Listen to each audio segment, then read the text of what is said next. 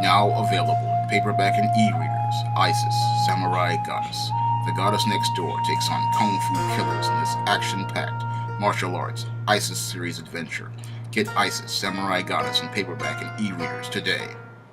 I've been watching many of the Netflix series that are a part of the Marvel Cinematic Universe.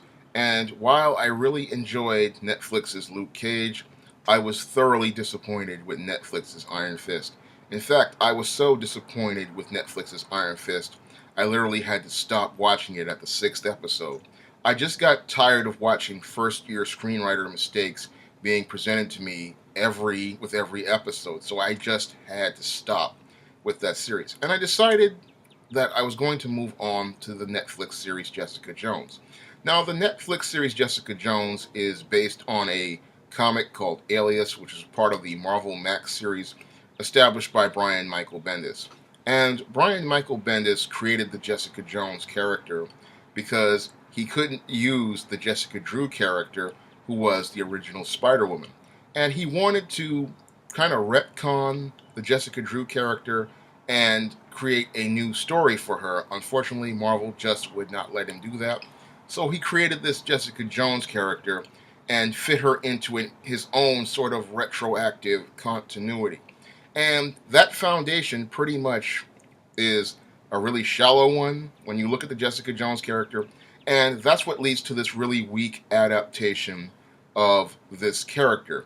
Now, when you look at the original Spider-Woman in the Marvel Comics, she started out as a sort of strange superhero who eventually worked her way into becoming this bounty hunter for a while in the comics, and then eventually became this private investigator. And I can see where Bendis wanted to use this in the modern era. Unfortunately, because he tries to retcon the character, again, with this imitation, it's a really shallow foundation, and that really leads to a really shallow adaptation, because this premise could have been something, but due to the weak foundation of the premise and the poor execution of the premise, we're stuck with a really half-hearted, really flat mystery show. Now, the Jessica Jones series opens up on a scene which pretty much presents one of the big problems with many of these Netflix series, is that they tell instead of show. They give us this voiceover telling us that Jessica Jones is some sort of, private investigator, and that she's doing all these little sleazy jobs for all these clients, and most of them are, sexual in nature, where she's looking at cheaters and stuff. And that's not really strong enough when we're talking about a super powered private investigator. The big problem with this series is that, again, it just does not dig deep enough. When I look at this series, when you have a superpowered private investigator, you just don't start with telling. And this is the big problem with a lot of these Netflix series, is that they tell instead of show. I really wanted to see this Jessica Jones, who's supposed to be the superpowered private investigator, actually using superpowers to go out and try to investigate these cases. That's what this series really should have been the big hook on. Here's this superhero or former superhero, and she's going to go out here, and she's going to go out, and she's going to try to solve cases that other detectives just can't. She's going to use her skills to try to get clues that other detectives can't, and she's going to see things that other detectives just can't do. And that wasn't presented in the opening act. That pretty much gave us a voiceover, then showed her arguing with the guy, and then she punches him through a wall. And that, again, just wasn't strong enough. That pretty much told us what she was, but it didn't give us a reason to care. And that's one of the big problems with this Jessica Jones series, is that it just doesn't give us a reason to care about the character. There is no real personality to this character. There is no real voice to this character. And there's no real substance to this character. She's just a really shallow character who we're told is this hard-boiled private investigator in the mold of old Pulp Fiction characters like Mickey Spillane's Mike Hammer, or Mike Shane, the detective from that Pulp Fiction series, or just like the indie comic character Ms. Tree, who was created by Max Allan Collins and Terry Beatty, but she has none of the substance of any of those characters.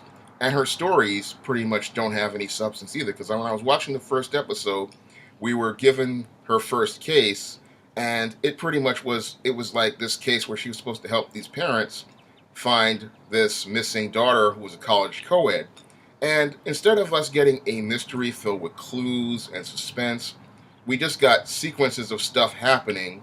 Her taking her camera to go out and stalk this Luke Cage, who was presented in a completely different way than the way he was presented in the Luke Cage series, which really, when I look at the way Luke Cage was presented in this series, it pretty much offended me because in that first episode, Luke Cage of Jessica Jones, Luke Cage is pretty much presented as some sort of sex object and some sort of chocolate fetish for Jessica Jones. However, in Luke Cage, he's presented as a rich, multi-dimensional character. And that's one of the things that really irked me about Jessica Jones.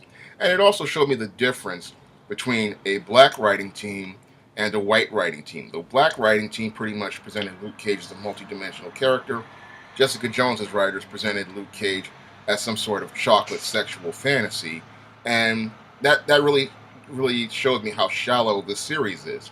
Moreover, what really also showed me how shallow this series is that there really was not much focus on many of the core elements of a good mystery, such as the suspense or the plot points. There was just stuff just happens here, and it happens just because they want it to happen.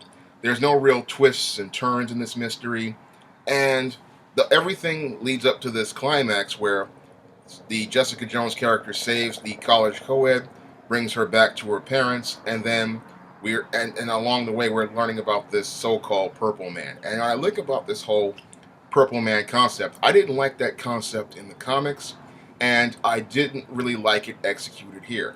And I didn't like it because this guy is pretty much being set up to be a purple straw man. He's set up to be a heel we're told to hate, and the reason why we're told to hate him is because we're told that this Purple Man is some sort of perverted deviant, sexual deviant, and that he gets off on humiliating women. So he's being set up as some sort of straw man that Jessica Jones can easily beat up. And this is one of the big problems I have with superheroines and series related to superheroines, is that no one really focuses on developing really strong villains for superheroines. They just give them really weak villains that they can just easily beat up or easily challenge. And the Purple Man pretty much fits this same mold. He's pretty much presented as a bad guy we're told to hate. There's no real relationship between Jessica Jones and this guy established in the first episode. We're told that she has some sort of PTSD, but again, this really doesn't build it into anything. We're just told everything. And again, that's another big problem with many of these Netflix series. They tell us things, they don't show us things. So I'm not shown any reason to care why this guy is such a monster. I'm not told any reason why this guy should be a threat. I mean, all we see is that this woman that he's gotten under his control had a suggestion, and then she went to go kill her parents at the end of the episode. And that's supposed to be some sort of plot twist, but it's a weak plot twist because this series really didn't do a good job of establishing Jessica Jones' character, telling us what she wants to do and why we should care. The first three questions a screenwriter has to ask before they go out here and write a single script. And the other thing that they did was they just didn't establish a strong antagonist. This Purple Man, as I see it, even back in the comics, was not a strong enough antagonist for Jessica Jones. He's basically, again, set up to be some sort of purple straw man for the audience to hate. And that's just not good writing. And that's the big problem with the Jessica Jones series, is that the writing just isn't there. And when I think about, really strong heroines, this is not the series I would really consider for adaptation, because the series is just not, the comics just weren't that strong, and the character just wasn't that strong. Especially when you've read, indie series like Max Allan Collins and Terry Beatty's Ms. Tree. Now, Ms. Tree, pretty much, Michael Tree was a great character. She was a really strong detective, very intelligent, and she used her detective skills to solve crimes.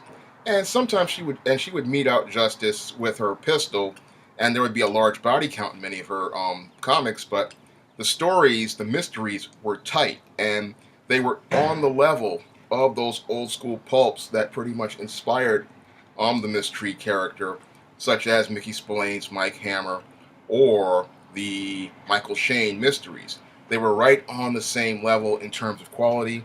They were right on the same level in terms of story.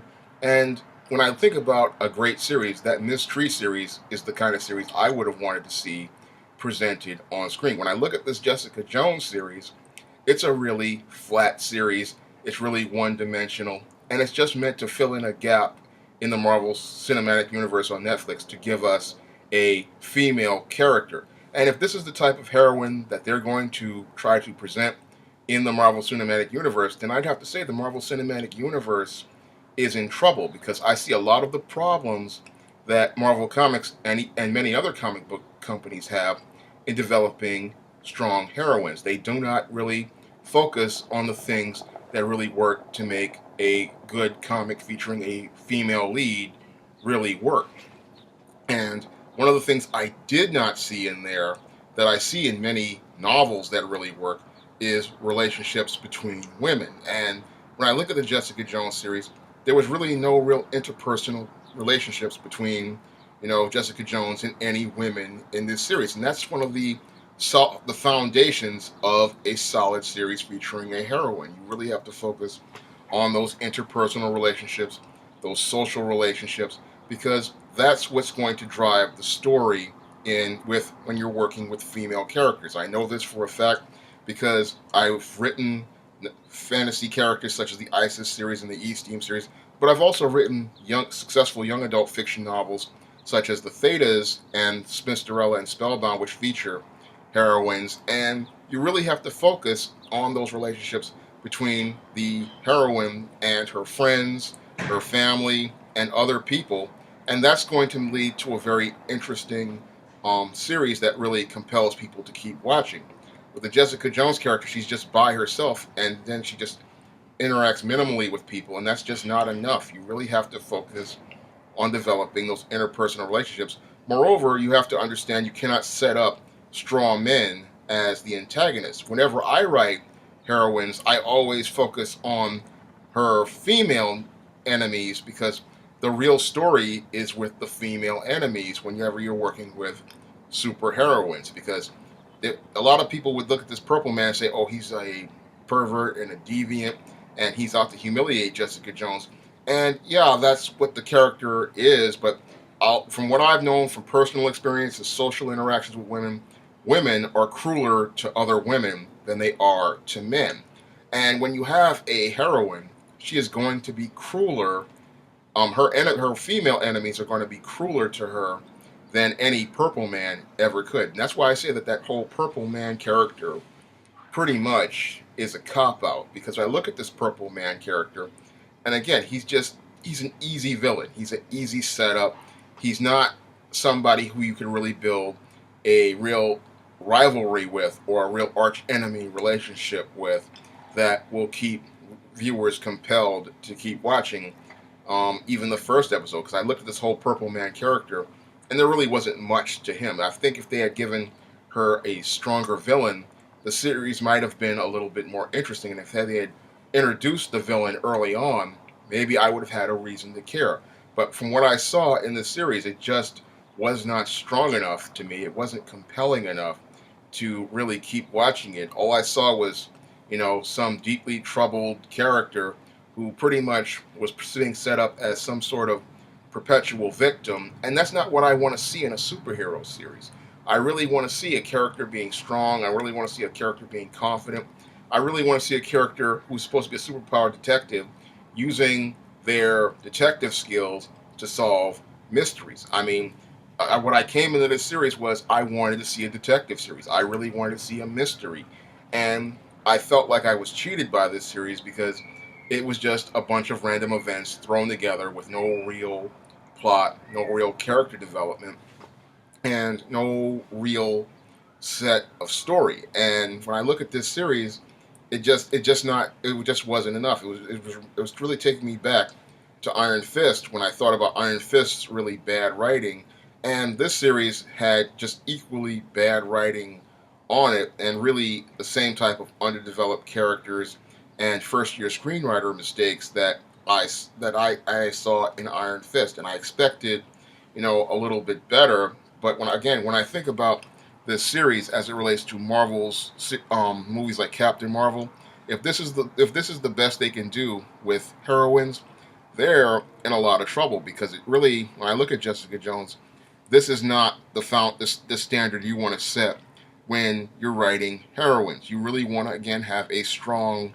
character that's rich, multidimensional, and allows the viewer to identify with them, and has positive character traits. Jessica Jones had absolutely no positive character traits. She had no real, anything anyone would want to relate to or identify with.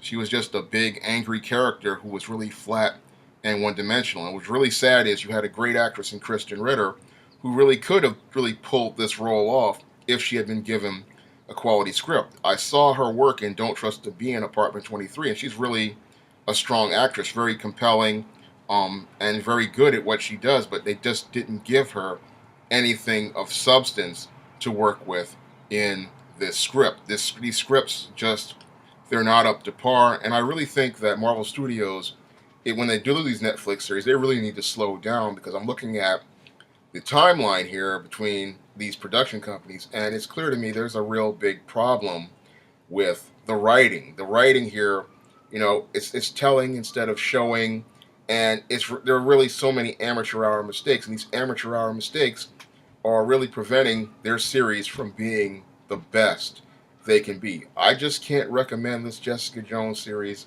It just doesn't work for me. It's just really poorly developed. And when I compare this character to her contemporaries, like the original Jessica Drew and Max Allan Collins and Terry Beatty's Ms. Tree, she just doesn't measure up. That's all I have to say for this video. You can comment, rate, and subscribe.